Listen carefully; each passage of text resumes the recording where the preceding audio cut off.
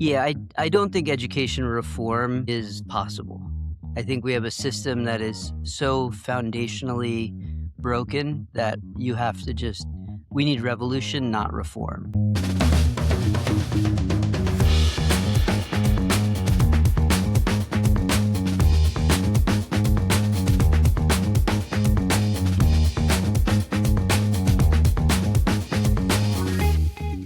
Hey everyone, we have Anand Sanwal here today. Anand, you built CB Insights for 14 years and then, quote, fired yourself to become a middle school teacher. Walk me through that decision. Yeah, so I loved building CBI, and I'm always like a guy with ideas, and usually I thought, I always thought CBI was my best idea, and then I kind of got into education, and mostly because I have two kids. I have a 16-year-old and a 10-year-old, and I looked at my 16-year-old school, and I realized like it hadn't changed since when I went to school.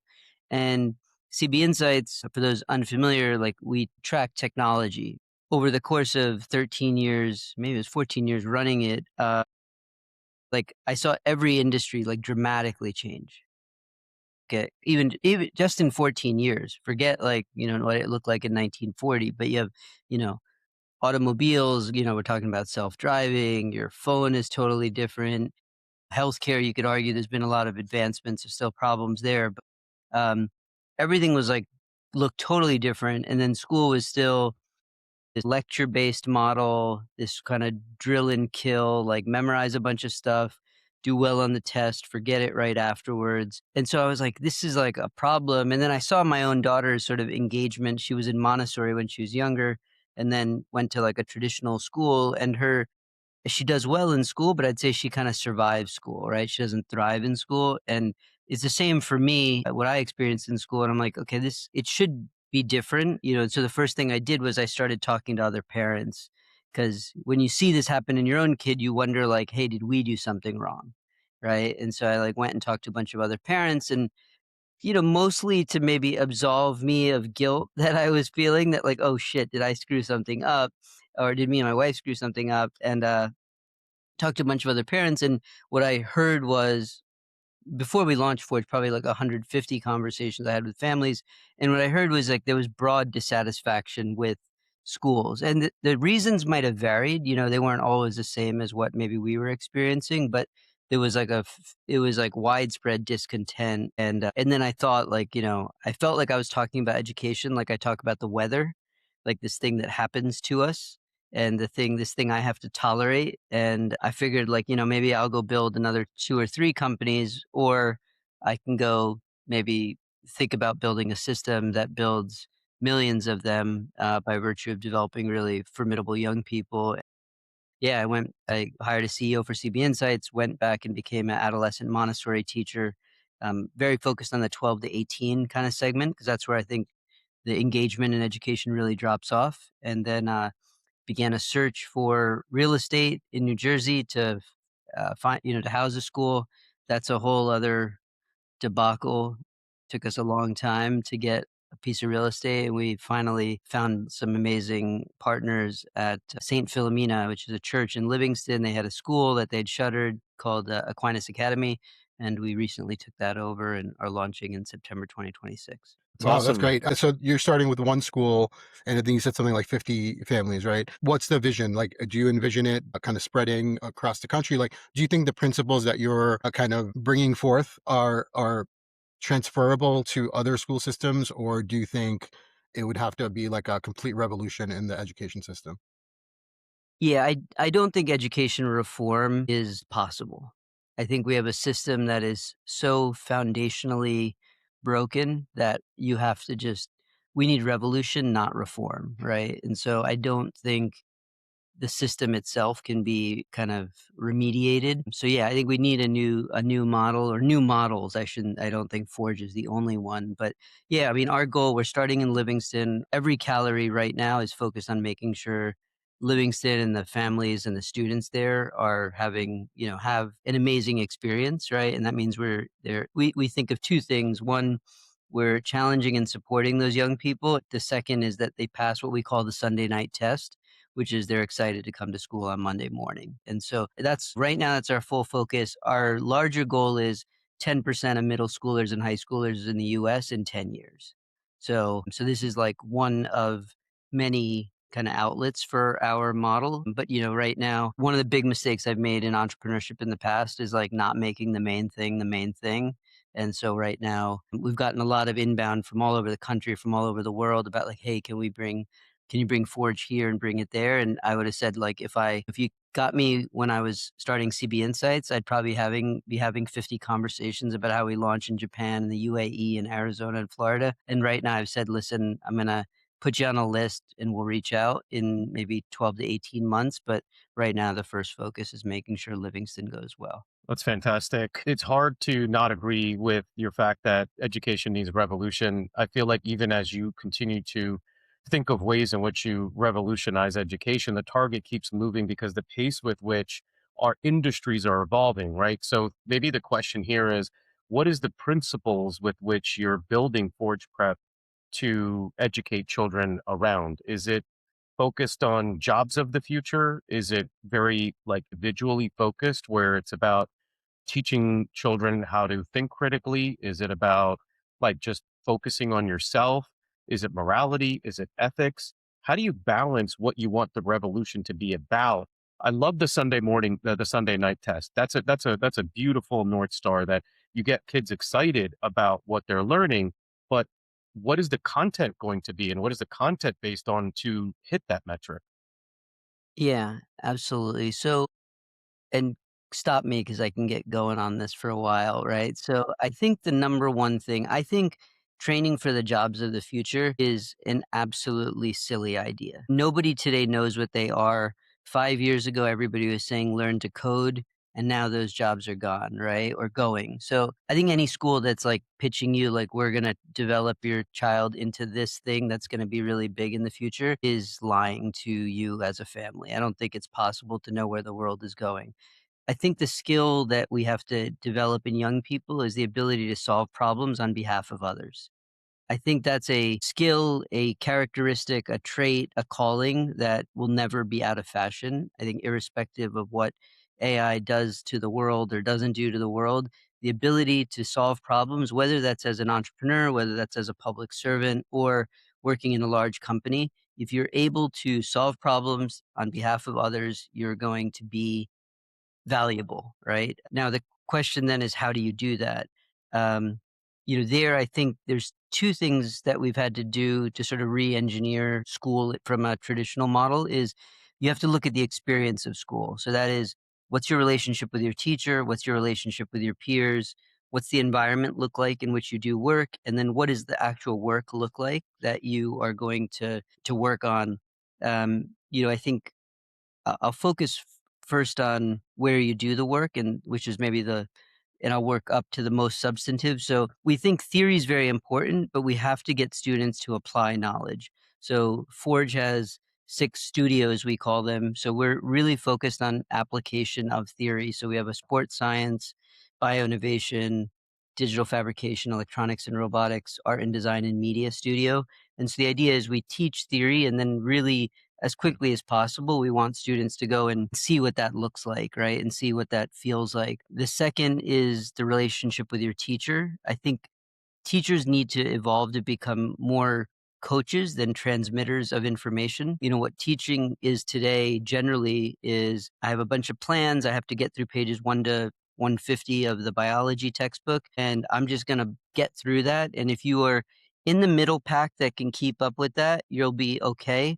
If you're a really smart kid, you're going to be bored and tough luck.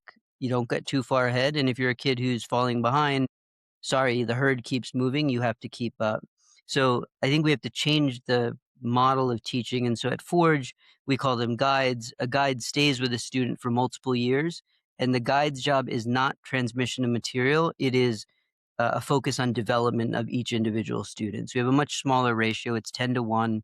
We pay our guides probably double of what New Jersey teachers get paid. So we're trying to bring in people who maybe, who previously might not have even looked at teaching, or we're just trying to find the best in the profession. And so, it's a lot more personalized. It's a lot more one-on-one time. and you have a guide for multiple years. And I'd almost liken it more to, tennis or piano, right? You have a piano teacher, you're with her or him for a few years, you get to a level of sophistication and a need, you need that next level of teacher. Same with tennis or basketball. So it probably resembles that more. I learned a lot here. There's a great friend of mine named Martin Blackman who ran the player development at the US Tennis Association. So like a lot of what he's shared with me, and then he's put me in touch with a lot of other athletics coaches. I think there's a lot to take from athletics. And then the final thing is the type of work you do. So we don't have subjects. There's no math class, there's no science class, there's no history class. I think teaching in fragments does a disservice to students because they don't learn how to connect knowledge together. We do everything as part of multidisciplinary challenges. And so, for example, we might ask a student to build a public health campaign. As part of that, we're going to teach them biology. We'll look at how diseases grow. So we'll teach them concepts of math. We'll look at the history of scientific progress in treating that disease. So we'll look at history through that lens. We'll look at how does persuasion work and what does persuasive writing look like. So we'll do your English language arts through that. And so now what we're trying to do is not teach fragments. We're trying to create knowledge that happens when you have subjects collide with each other. And so it's a very different model, but the idea here now is as a student, you're always doing something with impact. At the end of the day, you're launching that public health campaign. You might do a musical, you might do a podcast, you might do a children's book. You have a lot of agency. You get to pick the disease you want to work on, so you're more intrinsically interested in it. Uh, and then, behind the scenes, we map in New Jersey, we have to map to the New Jersey learning standards. So we make sure that you get those things that sort of, the Department of Education requires, but we do it in a way that taps into the sort of intrinsic motivation. It's relevant. It offers students impact. It offers them moments of agency as well. So I'll stop there. I'm happy to Yeah, go I have deeper a into that. I have a maybe going a little deeper, Chirag, because we've interviewed a couple of teachers on the podcast. One is a New York City teacher, one is in suburban New Jersey here. And, we've talked to them about the impact of AI and what it does for their roles and what their jobs are. And they still feel a sense of constraint. And you kind of alluded to this, you still have to meet the New Jersey education standards and whatever curriculum you put together. And so I think if those teachers are listening, is there something that they can do in their day to day to start pushing the boundaries of like still checking the boxes that they need to check to treat the education standards, but then still, you know, get kids excited about, Sunday night, like, yes, I'm excited to go see Miss So and so or Mr. So and so in my class. And I know it might be a tough question, and maybe you answered it earlier because it's like, well, it's not Yeah. reform, it's revolution.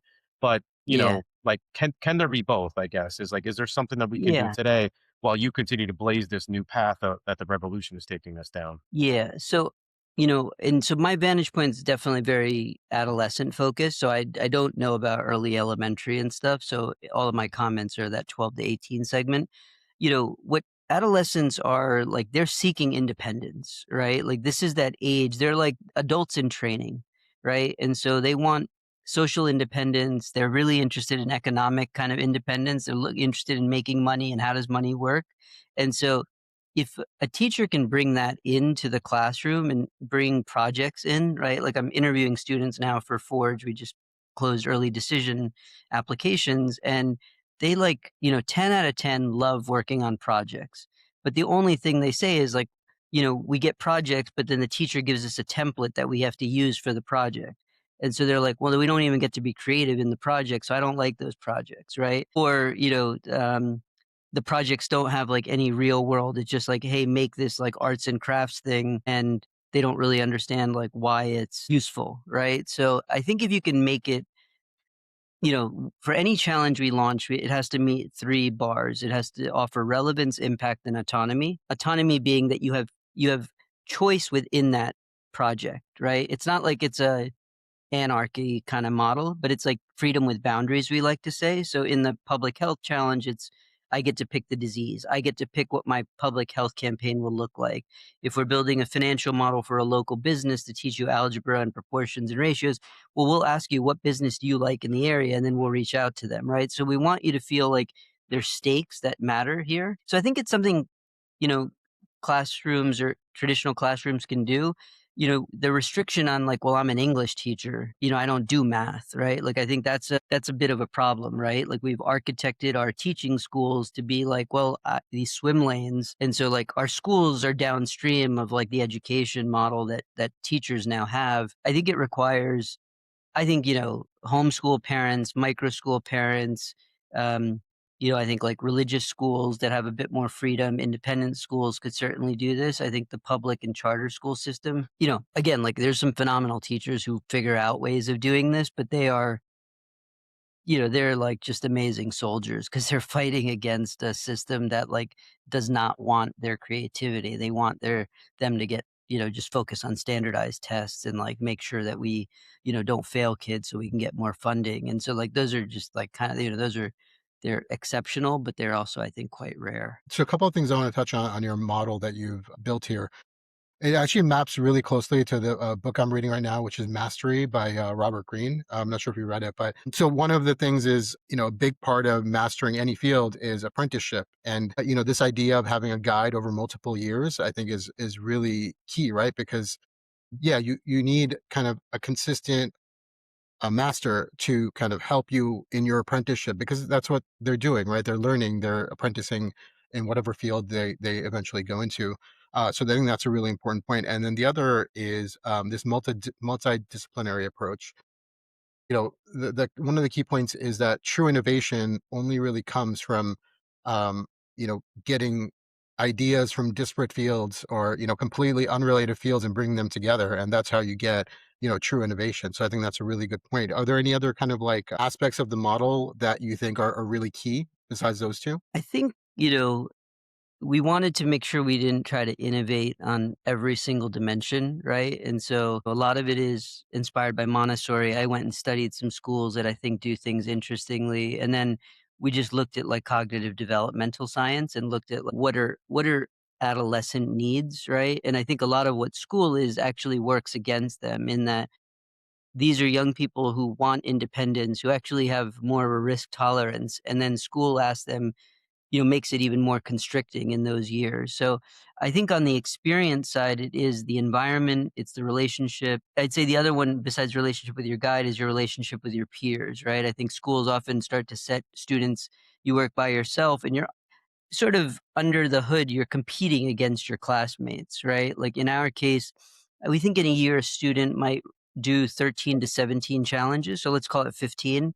We think 2/3 are with your team and 1/3 are by yourself. So, in the real world, great things happen when people work together. But for whatever reason in schools, we're like, no, just do it by yourself. I think the other thing implicit in challenges is there is no right answer, right? Like there's multiple ways to success. And again, like in the real world, there's no worksheets. There's no, trivia on a test. There is like, I have a problem, go figure it out. Right. And so I think like the whole model maps to that. I'd say the other area that's not on the experience is on the structure of school. And so when you look at just how the day works, one of the benefits of getting rid of subjects is you basically gain back 25% of your day, right? Because when you think about in middle school, you change or high school, you change 6 periods or 7 periods a day, 8 minutes between class. It takes a few minutes for the teacher to take attendance, hand out papers, get everybody settled down. When I looked at schools and like kind of did kind of the anthropologist view of schools, what I saw was like 15 minutes of every hour is not purposeful at all. It's just lost. So if you don't have subjects, what you have is you get 25% of your day back, right? So we can't invent time, but it's like, well, how do we re-engineer the day to get more time? So now we offer students like these deep work blocks. I'd say the other big thing, and this is really important when we kind of are talking to families, is we're very focused on self-governance, which is you have a deep work block. If you and your friends want to go play Gaga, but tomorrow you have to present to a small business, the guide is there to guide you, not to rescue you. So the guide might say to you, hey guys, like tomorrow's your presentation. You sure you want to go play Gaga? And you're like, no, I got it. Guide's going to let you go. And if tomorrow that presentation doesn't go well, we're going to analyze and look at it afterwards. But we're like, we have an expectation that our students will fail. Right. And so our goal is progress. And so progress means hey, I really should have managed my time better. We're trying to create independence in how the day works as well. So, you get time back from having a better day.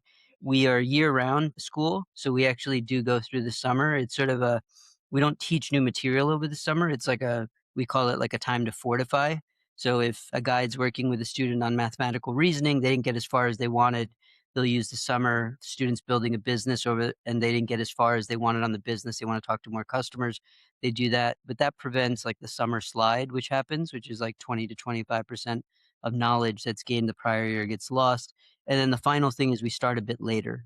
All the research will show you that adolescents need more sleep. So, for adult convenience, we mostly make them wake up at ungodly hours and then they're tired all day. So we start at 9 a.m. We have early drop off and all that good stuff for working families. But, we're trying to work with adolescent development. But our view on better structure is we effectively, in middle and high school, get an extra 2 years of time just by architecting a better day. And then, Chirag, to your earlier question, what do you do with that extra time? And so what that lets a student do is if you want to go fast and speed run academics and you want to take AP bio in 8th grade, we think you're ready, we'll let you do that. If you want to go get an internship or apprenticeship, you can go do that.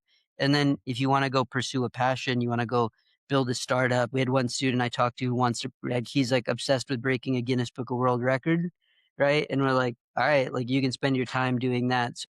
So, again, like I think there's a lot of time lost in school because it has not been the day has not been purposefully designed and the year has not been, that if you cut out a lot of that crud, you gain back time. And now you can do so much more with that. And, students are like, they're like naturally curious, right? Like we beat it out of them in school, right? Like I think there's a great study that's like when before school kids ask like 60 questions an hour and by 5th grade it goes to zero point 0.5 questions an hour. Like there's clearly a correlation here, and so we're trying to foster creativity and curiosity in students. So I think it's the experience stuff I talked about, and then it's like engineering a better day and a better calendar that are the two big things we're changing. That's awesome. Clearly in need of reform. And couldn't agree more with like the whole, like Chirag and I all, we have kids. We each have 3 kids. I have high school kids and an elementary school kid. And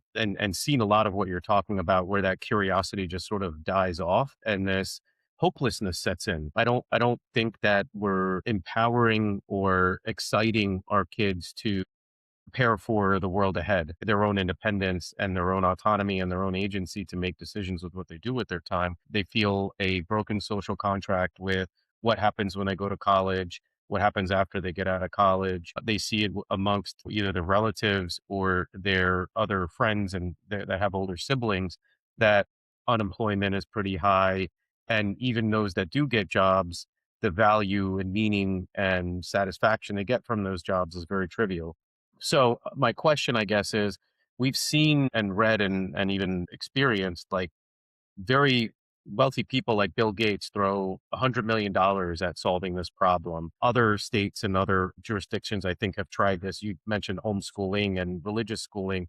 They've tried different models, and I think this interest-based learning seems to be a consistent thread that seems like Forge Prep has adopted as well. That leads to better outcomes, that leads to more engagement. What have you learned from other failed models that you've studied that informed how you built Forge Prep? So candidly, I didn't look a lot at failed models, right? Because, I'd say like the only thing I observed in some of the failed models that had like raised money is that I think there is a conflict in for-profit schools with the outcomes you want to deliver and the profit motive.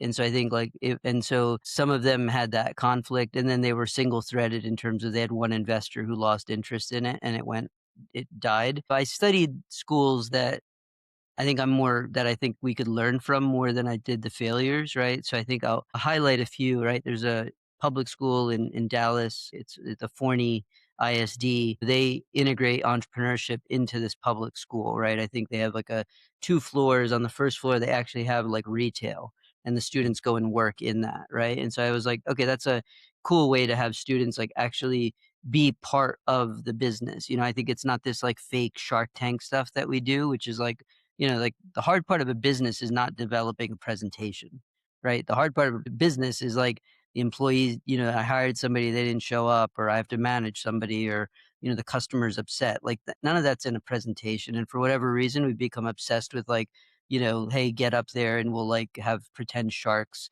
this kind of bullshit that we do. And I like Forney. High Tech High, and I think it's in San Diego. I think it's another really great one. I did some of my Montessori training at a Montessori in Golden, Colorado called Compass Montessori that I think like they've integrated, like they call it a microeconomy. So students do work, they kind of earn money for that, and then that money can be used to pay for like their class trip. If they want to go do like the really fancy class trip, they kind of earn their way there. I like Acton Academy. It's like a micro school model that I think is really, really interesting. I think the founders of that are very mission driven, and I think there's really interesting things there. And then the final one, there's like a mastery based transcript, which is like, type of new transcript. It's sort of a model that Forge has its own, but it's similar, is like, you don't get grades, and there's really good schools. There's a school in San Francisco or the Bay Area called Nueva that has that. So I think there's schools that have done like really interesting things in pockets, whether it's whether it's mastery based grading, whether it's mastery based progress, whether it's project based learning, whether it's integrating entrepreneurship. I think what we've tried to do is bring a lot of those really great practices together in one place, and like, I think just learned a lot from those schools, and hopefully we've taken, it's that line like good artists borrow, great artists steal. Like I think we've stolen a lot of good ideas from some really smart people who've done cool things in other places. I got one more. Cool. Yeah. Yeah. So, in our little community here that we live in suburban New Jersey, elementary school is, I feel like, an important part of our community. We meet people, we socialize with parents, and we build relationships with those neighbors that have kids of similar age. And then we kind of see each other and like, have dinner parties and socialize and build our community that way. And I feel like the work that you're doing with like middle and high school kids is so fascinating because I don't see any of that happening in middle and high school. I feel like we use the elementary school, we see each other, we see parents, we socialize, we interact because it's small and intimate. But then middle and high school, like it's a black hole. Unless you have children that share with you what's happening in school, we have very little insight. Like, and my kids don't. Like, one kid will tell me everything. I'll know as if I was in school with him. The other one is like, I have no idea. And then connecting that with local businesses is something we talk a lot about. Is like this loss of community within society as a whole, and like helping your neighbors and helping your towns and helping local businesses and feeling this connection that America at the end of the day is just a bunch of little communities just scaled out to a country. And I'm curious about, do you view that as a responsibility? Is that by design that you want these children interacting with local businesses and doing, focused work on like healthcare policy so they understand the role that they play in community, in society as they grow up into becoming adults that get to decide how much time they want to focus on these types of activities versus, let's say, our generation that was very much focused on the corporate grind and getting a good job and working the corporate ladder, which is what I believe my direction was when I was going through grade school. Yeah, I think I think it's a phenomenal point. I think it's so important. I think what schools do a lot of now is they do community day, right? And they go and paint a park or plant some things in a garden or whatever. They pack some lunches for a food kitchen. I think that's fantastic. I think that is way too removed from actually what the community needs, right? And so, I think it's very important that our students, like, Forge is an independent school. I want, in the next few years, I want people in Livingston and Milburn and the adjacent communities to almost think of Forge as like the school, their school, right? And so I think it's really important for two reasons. One, these are the young people who are going to go out into those communities when they grow up, and they're going to build businesses, and they're going to, do important things. And so there's no reason they shouldn't have those relationships. I think the other thing is there's this term in Montessori, it's valorization, which is this idea that like we're trying to teach young people that they can meaningfully contribute today. And I think too often we tell young people, well, hey, like it's like this endless ladder. Like, well, hey, do well in middle school so that way you get into the right classes in high school, and then do well in high school so you can get into the right college, and then do well in college so you can get the right job, and then do well in that college so you can get in the right master's program, and then do well. And it's like, well, when does that end? Versus like, hey, listen, you're 12. Today we can do something big. You can help a small business. Hey, let's go walk around the city and find problems, and let's go actually learn civics by trying to get a law passed. Right? Like let's, hey, we feel like this intersection should have a stop sign.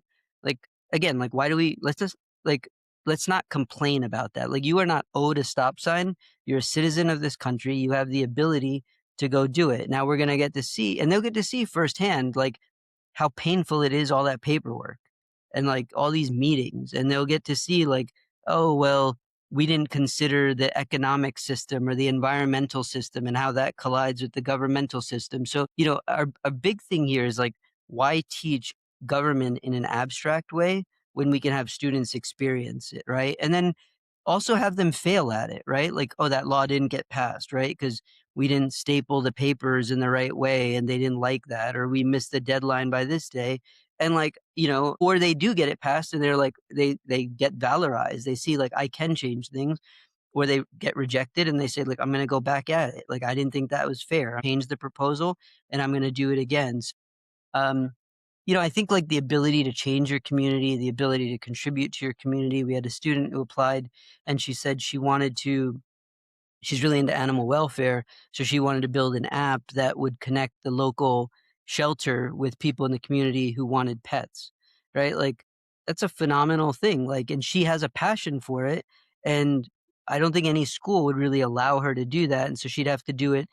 It's so interesting about schools is where the kids learn the most is in their extracurriculars. Yep. Like, in athletics, they learn a lot. They're in drama, they learn a bunch. They learn about teamwork. They learn how to solve problems.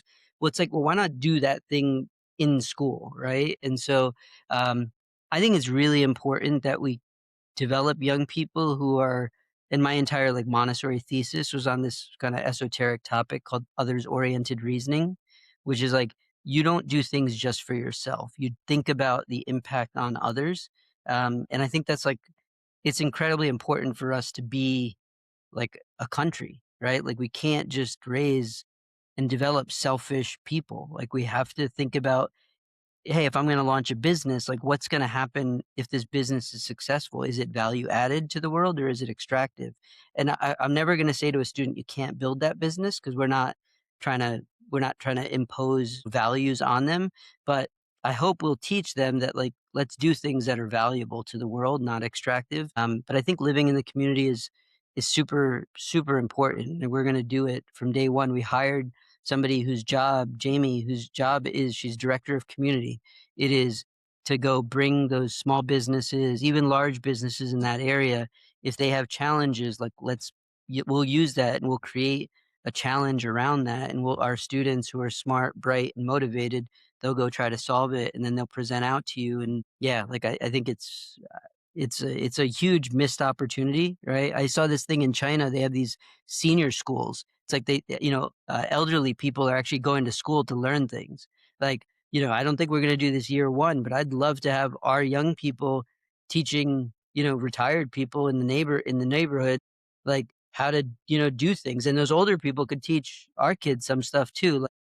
I think it's like so important that schools become this place of like meeting for a community and like people, even if you're not at the school, you see the school as like a major contributor to the local area. I think there's a giant missed opportunity right now with education being that hub within. And I mean, communities are hungry for this. I think we as individual human, like as humans and American citizens are hungry for this. And I'll share a quick story, like just how much we've normalized like individually focused versus community focused. And how growing up, if you went somewhere and somebody was taking a train home and you're like, hey, like I'm driving that way. Why don't you just hop in the car with me and I'll save you that ride? Well, you don't have room in the car. That's okay. Like we'll figure it out. Like, why, like, do you want to inconvenience yourself? We're all in the same neighborhood. Like, we didn't plan this ahead of time, but like, just pile into the car and we'll go. and how that was a heroic act. Whereas growing up, that was normal. We just did that. We just helped each other. And I made me think a lot about why. Like, why is you reaching out to help someone so heroic? And whereas growing up it was normalized. And I think a lot of it is, I mean, it's hard not to like pin it on education. Our like we create tunnel vision with the way we educate our children. We've created citizens that are raised to work in a factory industrial model, not in the way that our modern society works. And you've got this whole other force of AI that's changing the way people view the world, people interact with the world. Social media has created even more introversion and isolation and mental health issues. We talk a lot about that. I'm seeing more and more efforts like what Forge Prep and what you are doing, where there's a indexing now of people showing up at our coffee shops again, young kids, and it like blew my mind. I took my daughter to our local coffee shop and I saw like 20 something year olds talking and like socializing and interacting, which I hadn't seen in a long time. And so I see these signs where we are focused more on harvesting our communities again and going back to like having dinner parties where your neighbors just come over. And that's exciting to me. It creates some optimism. Like, I don't know. I'm so excited for the work that you and Forge Prep are doing on so many dimensions. One question that comes to mind is, how do you measure success of your students, right? Grades are very like obvious. We've been raised on grades on how you perform, but how do you measure whether somebody did a pitch that was successful or whether they executed and are learning and checking whatever like learning curriculum standards that you need to demonstrate back to the state? How do you do that? How does that work at Forge Prep? Yeah, so we call it our proof transcript. So we assess, we're focused on mastery, right? And so we think of mastery on kind of a spectrum, right? So at the lowest level, there's awareness of some topic. The second level is recall, which is what schools tend to focus on, which is like tell me the dates of the Civil War battles, and they teach a lot of trivia. The next is application, and then the final is teaching. So for us, we're very focused on those final two levels, right? Application, which is what the challenges enable. Our classes are mixed age, so seventh and eighth graders are together, fifth and sixth graders are together. What we want to see is actually, a student who understands a concept is teaching maybe a younger student or a peer who doesn't understand that concept. It does two things for us. One, it helps that student demonstrate mastery, because if you can teach somebody else a concept to competence, you clearly understand it. The second thing is it's actually better for the student who's learning it because, the three of us did our multiplication tables a long time ago. We forget, we have like an expert blind spot, right? We forget what it feels like to struggle with multiplication tables. And so, but somebody who learned it 6 months ago, who the light bulb went off more recently for teaching it, they remember the speed bumps. They remember the things that were problematic. And so it's actually better for the younger student as well. And so Montessori and a bunch of other kind of educational philosophies have mixed age. So I think you know, um, that's like a very important part of, I think, how we foster mastery. And then our goal is we mapped again to the New Jersey learning standards. The guides then are assessing students against those standards and whether they've achieved mastery or through either application or teaching. And so what you end up with is like this, we call it a proof transcript, which is how are you doing against all those competencies? Half of them are academic, your numeracy, literacy, science, history, English. Half are what we call power skills. So this is your public speaking, your persuasion, your systems thinking, your entrepreneurial reasoning, your functional decomposition. So these are like, it's like what you know, and then how you bring yourself to the world is maybe the power skill side. The guides are working with students to put a growth plan together on what they need to work on, and then they track that progress. And if you at the end of a challenge, you have this summative work. It's the public health challenge, it's the financial model, it's your business. We're going to look at that and assess, okay, did the foundational things we needed you to learn as part of this, is that displayed in that final output? And then if it is, we sort of, you get mastery of that particular concept. Now we will continue to repeat that concept over time because we know you can't just teach it once and hope it sticks. So we have sort of constant repetition of those concepts. it's very different than grading, obviously. When you look at the research on grading, grading generally the best way to put it is it actually kills the desire to learn, right? Because what students focus on is getting the grade, and so it is, "I will do as little as possible to get the grade, and that is it." Our model is, this progress over perfection is just keep progressing. And if you're really good at math and you're in eighth grade, we'll let you go as fast and far as you want. And there's things that you need help on. The guide's putting a plan together for you. I think it's like the way of the future. Like the mastery based transcript is an example of this. There's hundreds of schools that adopt that. When I talk to college counselors, we're starting just with middle school, growing into the high school. But when I talk to college admissions, what they tell me is everybody has a grade point average today, and everybody's got pretty decent SAT and ACT. And so we actually need other ways to find proof of capability. And so our whole model is like you're going to have demonstrated proof of capability from if you join us in fifth grade, you're going to have this like just resume of accomplishments that will show that you are just capable. You don't have to manufacture things in sophomore year hoping to look good when you graduate. So I think I think it's like the way of the future. I think, grade inflation has unfortunately made grades meaningless in most schools, and colleges have now started to recognize that. Yeah, you wrote that great article, The Proof Economy, right? Yeah. I love that. So, are you seeing that kind of transition happening now in real time, or do you think that's kind of like more into the future? I think that's happening. I would say the thing that is maybe the most it's definitely happening. The thing that happens though is I think what students have we've we've trained them to be so compliance oriented is that even on the proof things, like these memes sort of emerge where, like, I was talking to somebody from a prominent West Coast school. I won't say the name. And he said every kid coming out of the East Coast, he was focused on New Jersey, every boy, he said, does robotics, has a great GPA, has great test scores. And he's like, for some reason, now the recent thing is they either have a podcast or a startup. Right. And so like, so now that's become the meme, right? And so I think like, and I get it. Like sometimes, you just want a shortcut because you don't really know like what to do. But the problem is like when everybody starts looking like everybody, and his comment to me was I could pull a piece like application from that area out and like it doesn't matter. Like they all look the same, right? And so I think students pick these memes because they see other people having success with them.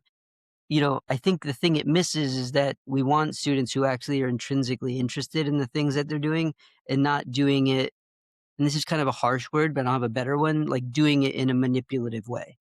Like, hey, if I do this, I'll look good for college. Like, that's a very bad signal we're sending to young people, which is like, hey, listen, the way to get the thing you want is to like kind of fake interest or fake mastery of it versus like, hey, I just realized I'm really into this and I went and did it. And I think that's like a much more healthy thing, right? And I realized like when I was working with this small business, I really like this and I went deep on this and it's like a much more organic, much more pure, and the mastery and the accomplishments come from that because now you're not like doing this thing that you're doing for college. You're doing it because you actually, it's like the thing that other people think of as work that you think is play. That's like if you find that, like you're golden. Mm.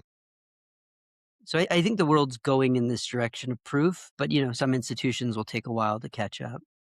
Yeah, I mean that's really hard, right? Because that peer pressure, that's nothing new. Peer pressure is the wrong word, but when we were like me and Sunay were in college in the 90s, like everyone was going into finance. So you felt this like it's almost societal pressure to like do something in that arena. And you're describing something very similar. So how do you kind of I guess through the curriculum you kind of fight that, but like are there any particular strategies that you're using to not have everyone kind of be the same and really go after their passions? So, I think in middle school, like our real goal is like build an identity in young people that they can solve problems, right? So no matter what we throw at you, you like we're able to get it done. This other thing that we do is like we give them what we call an opportunity journal, which is like we're trying to train them to believe that they are not victims of the world. Like the world doesn't happen to them, they happen to the world.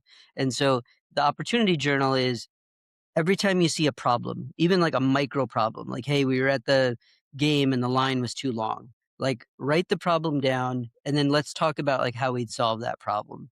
Right. And so I think, if you just get in the habit of seeing problems not as problems, but as opportunities, what will likely happen is hopefully one of them will just kind of become a mind virus for you. And you'll decide like, hey, I want to fix that problem. It could be as simple as the lines were too long at the game to something more, something that, we might view as more material.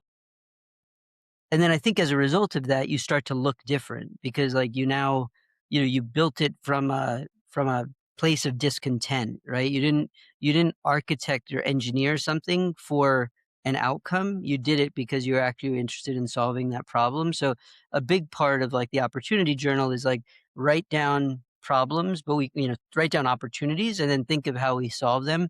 And we're going to have students share those opportunities they identify. And I might come up with one if I'm a student and I don't really want to do anything with it, but Chirag hears about it and he's like, yeah, I never thought about that problem. Like, that's cool. I want to go solve that. So, yeah, I just think if we train kids to believe or develop kids in this belief of valorization, which is like, I happen to the world doesn't happen to me.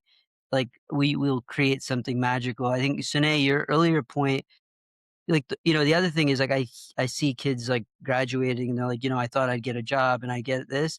I think we have to also develop in kids, like, the world owes you nothing.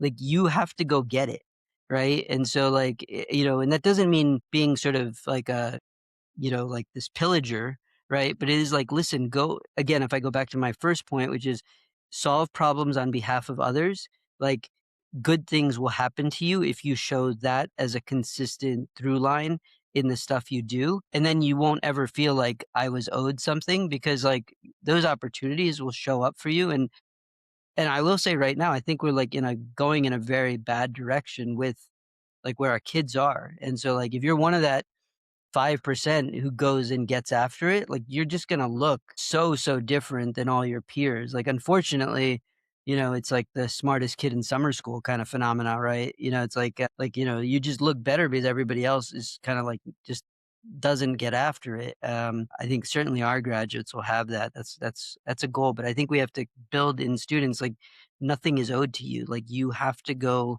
earn it, and we'll give you all the tools and the coaching and the support and the challenge to go do that, and then good things will happen if you go, if you get after it.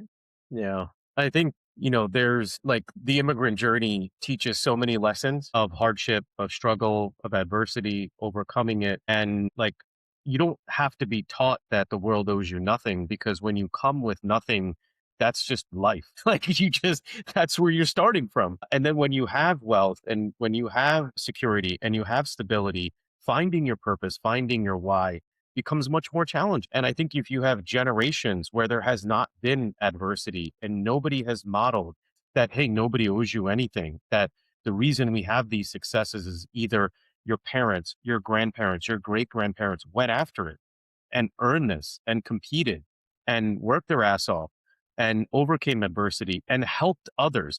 Nobody has been successful in whatever definition you define success as without helping others. It's impossible. It's by definition not success. And so I think that the principles that you're teaching within Forge Prep are brilliant. And I know we're running out of time and I could talk to you for another hour. I guess Yeah. maybe two or three things that I maybe would be really interesting to touch on as we close here. One is how do we get these principles to scale all the way up to what then ultimately is a movement that it is instilled across our country because we're looking for hope. And I think there's generations of people that are uh, not believing that their hard work results in upward mobility, if we go back and use that term, where you do Yeah. better than the generation before you. And so just fuck it. Like, I'm just going to sit back, play video games, and like scroll TikTok and like just mail it in because what's the point? And I think this idea of a opportunity journal versus a gratitude journal is a very tactical exercise that anybody listening to this podcast, any parents listening, any teachers listening, if you can take home with them because I raise my kids with gratitude journals And I love this concept of the opportunity journal. And so I guess I'll close with two questions from my perspective. One is, what can we all do as parents and anybody listening to this to help Forge Prep be successful? Take the philosophies and principles that you're instilling out there and help get these messages out, because I love the optimism that it's breeding. And then two, how do you see the work that you're doing scaling out and all the way up? I know you're going to go from middle into high school, but like, I feel like until the goalposts of college admissions change, it's going to be a very like grassroots revolution. And I feel like, is that one of the milestones that you see of like, okay, we've been successful when college admissions are based off of a lot of what you're teaching within Forge Prep? So those are the two questions today. Yeah. So on the college side, I think like other folks have already started to blaze that trail, right? So the referenced it a couple of times, the mastery based transcript consortium. I think they were bought by ETS, which I think is the org that runs the SATs, I believe. Hmm. So they're already accepted at, I think most colleges, right? So this idea of a mastery based transcript is already one that is prevalent. So I think that's already happening. I think colleges is a whole separate conversation. They have their own challenges, right? I'd say like you have, uh, especially you see young males going to college at a lot lesser of a rate than young female graduates. So they have got their own sort of existential issues to deal with.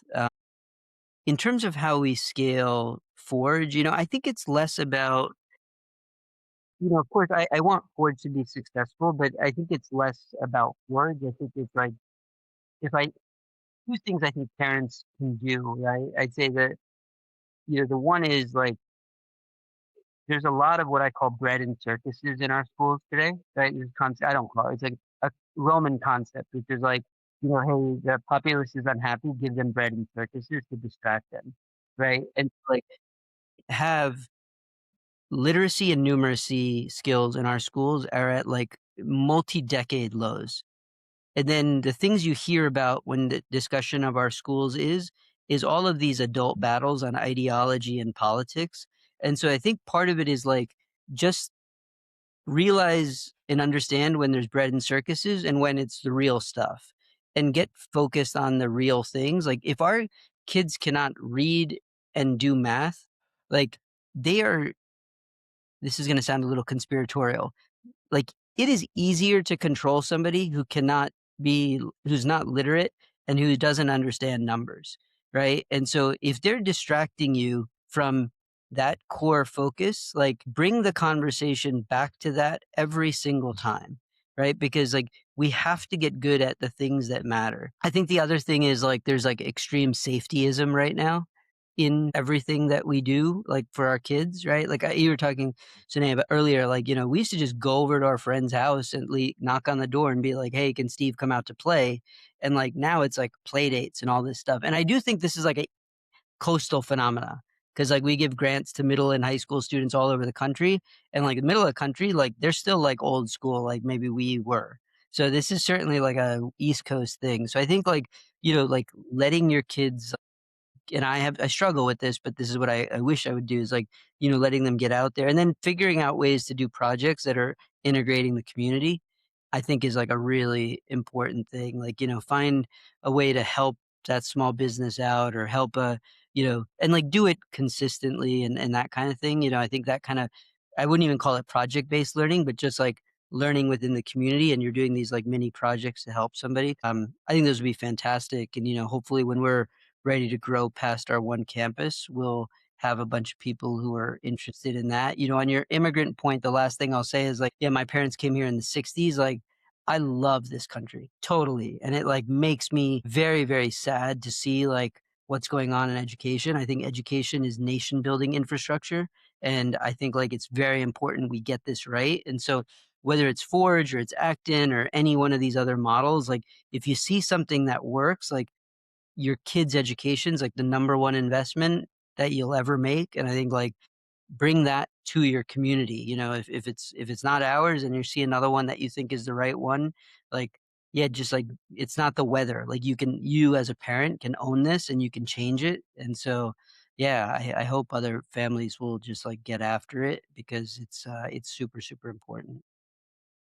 Viva la revolucion, man. We're all for it, dude. Like, and we share your same passion for the country. I mean, that's what led us to start this pod and like lead into where we find energy. And thanks so much for the time, Chirag. I have a Yeah. quick quote, or unless you want to, and then I'll hand it off to you to No, close my out. final question is: do you offer busing from Bergen County? No, I'm just kidding. Yeah, yeah. No, That's way I too think far.